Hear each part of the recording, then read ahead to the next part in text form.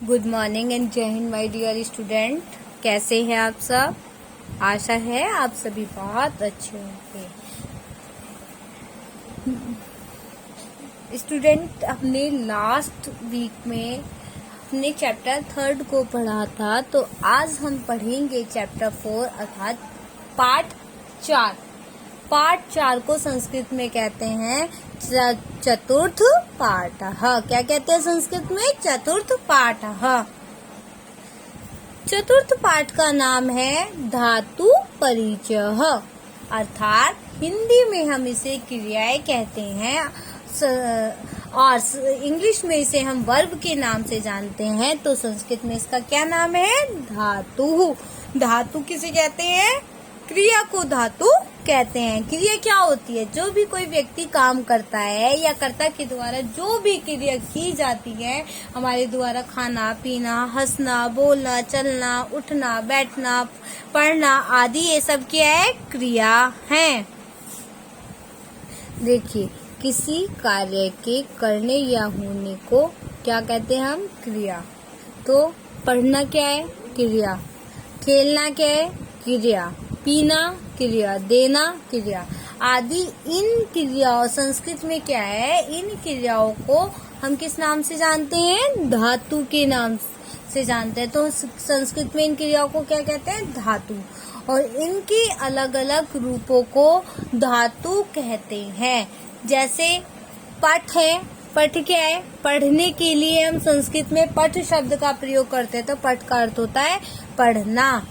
इसके रूप है। रूप कैसे चलते हैं? एक वचन द्विवचन में पठति, पठतः, पठन्ति। नीचे एक धातु के वर्तमान काल के रूप में दिए जा रहे हैं। तो किसके रूप में दिए जा रहे हैं? वर्तमान काल। अब काल को हम क्या कहते हैं? संस्कृत में काल को हम लकार के नाम से जानते हैं। काल को किस नाम से जानते हैं? लकार के नाम से।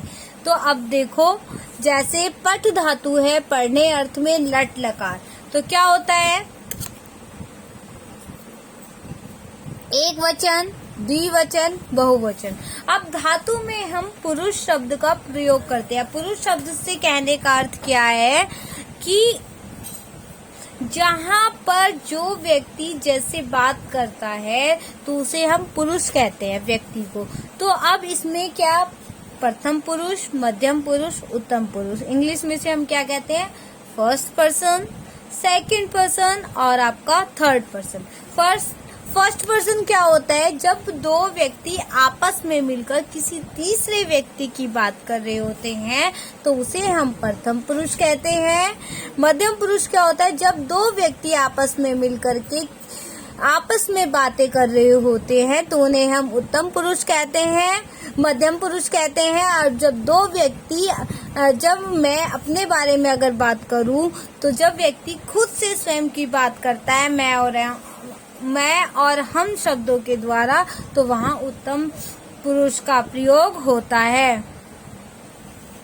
देखो पिक्चर में, देखो ये एक लड़की पढ़ रही है तो एक वचन, दो लड़के पढ़ रहे हैं ये द्विवचन, और ये 3 का ग्रुप है, 2 से ज्यादा जहाँ भी होता है बहुवचन का प्रयोग करते हैं, तो ये है बहुवचन। पठति, वह पढ़ता है, मध्यम पुरुष एक वचन में। पठत, वे दोनों पढ़ते हैं। पठन्ति, वे सब पढ़ते हैं। पठसि, तुम पढ़ते हो। पठत, तुम दोनों पढ़ते हो। पठत, तुम सब पढ़ते हो। पठामि, मैं पढ़ता हूँ। पठावः, हम दोनों पढ़ते हैं। पठामः, हम सब पढ़ते हैं। कुछ धातु होती हैं, कुछ होती हैं अपरिवर्तनीय धातु और कुछ होती है परिवर्तनीय धातु। अपरिवर्तनीय, अ का अर्थ क्या होता है? न, नहीं अर्थ को बताता है। तो अपरिवर्तनीय धातु कौन सी होती है? कि अपरिवर्तनीय धातु वे धातु होती हैं जो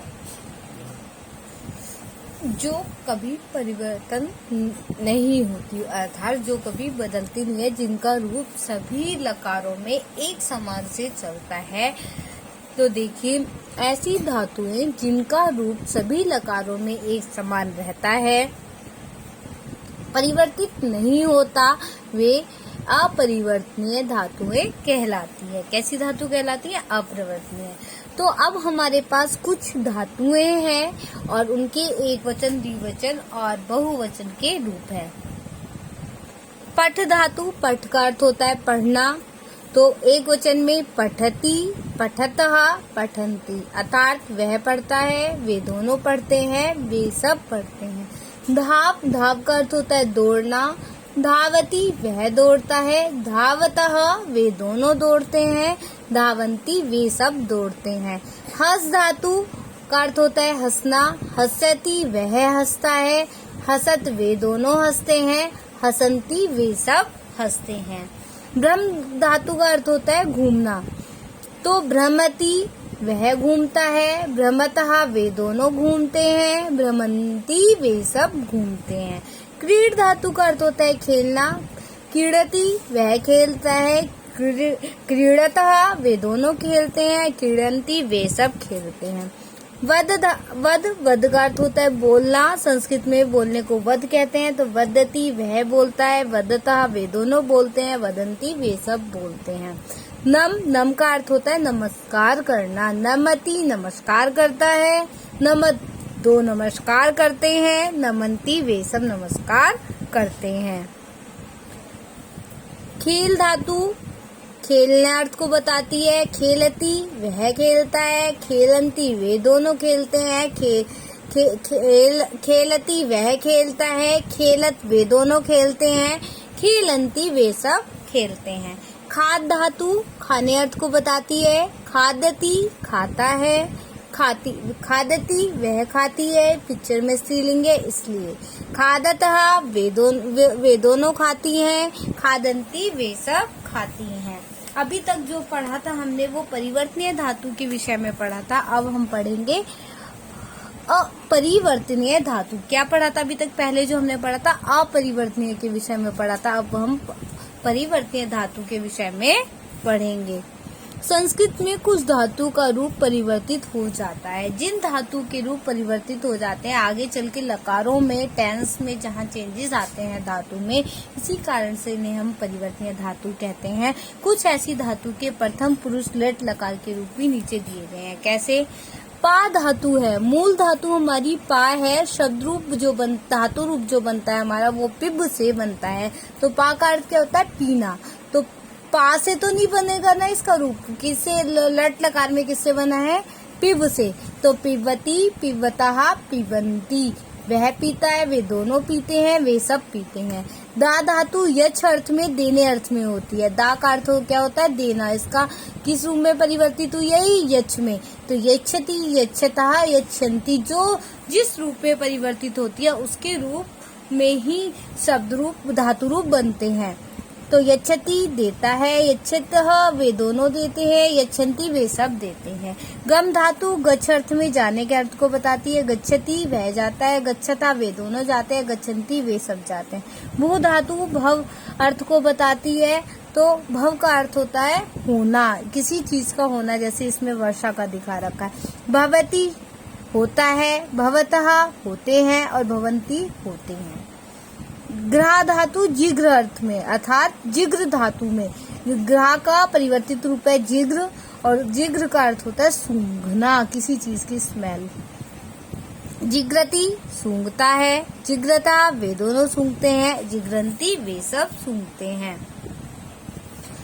स्था धातु तीस्थ अर्थ को बताती, तीस्थ धातु होती है। स्था मूल धातु स्था होती है और तीस्थ इसकी परिवर्तित धातु होती है। तो तीस्थ का अर्थ होता है बैठना या ठहरना। तो तिष्ठति वह बैठता है, तिष्ठता वे दोनों बैठते हैं, तिष्ठन्ति वे सब बैठते हैं। दृश धातु पश्य अर्थ को बताती है, पश्य धातु होती है और देखने अर्थ को बताती है। पश्यति वह देखता है, पश्यतः वे दोनों देखते हैं और पश्यन्ति वे सब देखते हैं। त्रि धातु तर अर्थ को, तैरने अर्थ को बताती है।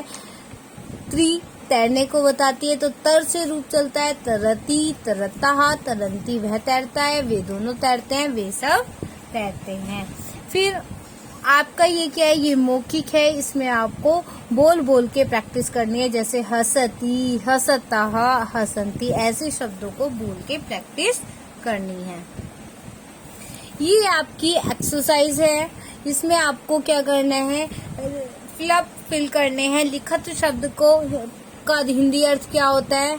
तो ऐसे आपको ये सारी वाक्य एक्सरसाइज फिल करनी है। ये मैचिंग है, धातु रूप के साथ उसके हिंदी रूप को मिलाना है। ठीक है।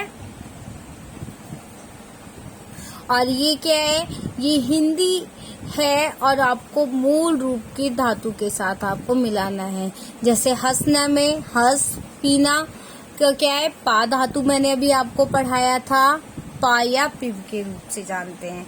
तो ऐसे आपको ये वक्त अपनी बुक एक्सरसाइज को फिल करना है।